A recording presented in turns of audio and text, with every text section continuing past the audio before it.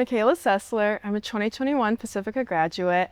I'm currently a senior at UCLA and I'm graduating this year, and I study financial actuarial math. During my senior year of high school, we had a discussion that really stood out to me. It was about Gilead by Marilyn Robinson. In it, we followed Reverend John Ames as he wrote letters to his young son before he passed. He reflected on his life, about the years that felt like a long, bitter prayer and the years that felt like an absolute joy and blessing. And in his final letter, he wrote to his son and he encouraged him to see the beauty in the world and live generously in response. It forced me to reflect on our very first discussion at Pacifica during freshman year, in which we were asked, what is the meaning of life? To which, if I'm being honest, I still don't have a perfect answer for, but I do know I've learned 3 things from my time at Pacifica.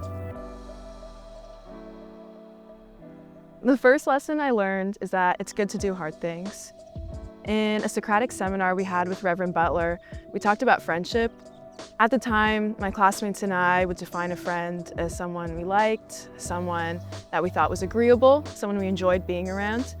But Reverend Butler pushed us to dig a little bit deeper. He asked, what if they're having a bad day? What if a friend is having many bad days? To that, he asked, how then will we choose to live? He challenged us to love our friends, and then by extension our communities, not only when it's hard, but especially when it is.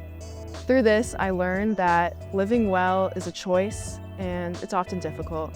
Hey guys! I've especially found really genuine and forever friends in my fellowship that I'm in, RUF.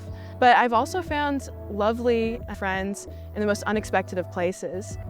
You'll find people that you want to love and that want to love you everywhere. Another lesson I brought with me from Pacifica is failing forward. As I entered UCLA, it felt like the stakes were higher as I prepared for my career and for adulthood. Even in college, I've learned that failing and failure is necessary and inevitable, but I can embrace it knowing that my identity isn't in my reputation, appearance, or worth, but in the knowledge that I'm a child of God. The final and most important truth that I learned is that God's love shapes and transforms us. In the final reflections of Reverend John Ames' life, he says, "Love is holy because it's like grace. The worthiness of its object is never what really matters." Love was given freely and generously to the students at Pacifica, not because we were particularly lovable, but because it came first from God's overflowing cup of grace and love. The teachers, staff, and coaches at Pacifica poured into me. They poured into all of us.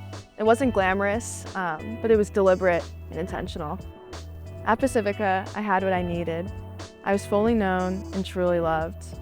The love of God and the love of His people shaped me and guided me, transforming my thoughts, actions, and love for others.